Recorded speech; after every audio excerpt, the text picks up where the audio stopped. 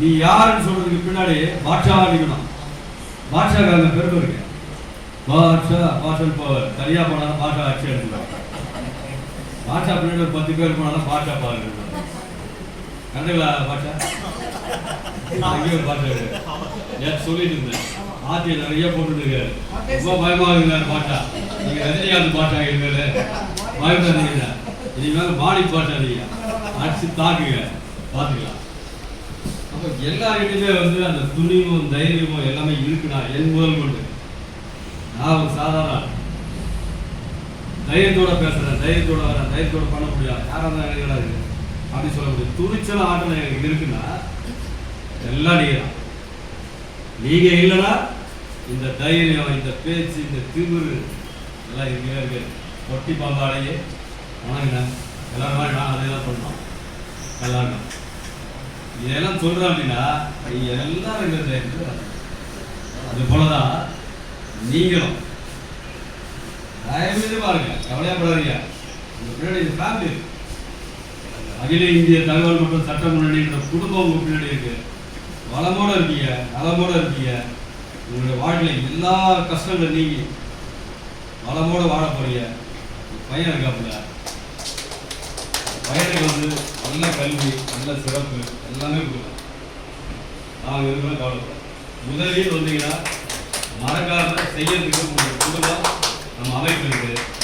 வாழ்க வாழ்க வாழ்க, இன்னும் 100 ஆண்டுகள் வாழ்ந்து இந்த வையகத்தில் சிறப்பான தம்பதியராக உங்கள் பிள்ளைகள் நல்ல சீர சிறப்பமாக கொண்டு வந்து நீங்கள் ஒரு சாதனையாளராக பேரும் புகழோட தன்னம்பிக்கையோட நீங்கள் வாழணும். நீங்கள் எவ்வளோ விஷயம் பண்ணியிருக்கீங்க, பிஸ்னஸ் பண்ணியிருக்கீங்க, லாஸ் ஆகிருக்கீங்க, எல்லாம் பண்ணியிருக்கீங்க. அதெல்லாம் மறந்துடுங்க. இனி வருங்காலம் வந்து வெற்றி போதா உங்களுக்கு கிடைச்ச நண்பர்கள் அந்த ராஜேந்திரன் தான் இருக்காருல்ல.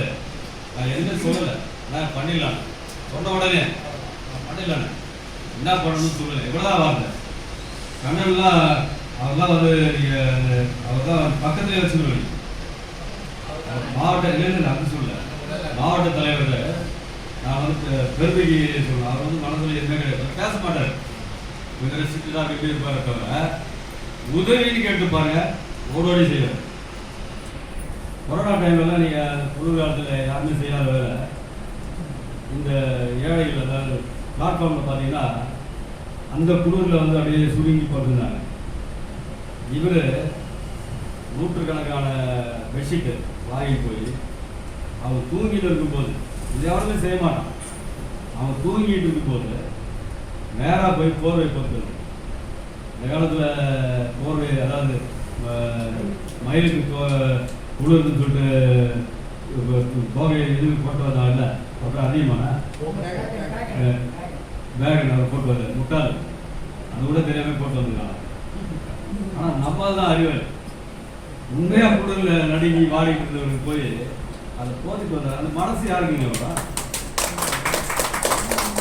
அப்படிப்பட்ட ஒரு மாவட்டத்தில் அவரையெல்லாம் நீங்கள் பக்கத்தில் வச்சீங்க. நீங்கள் எல்லாரும் ஒற்றுமையாக இருக்கு.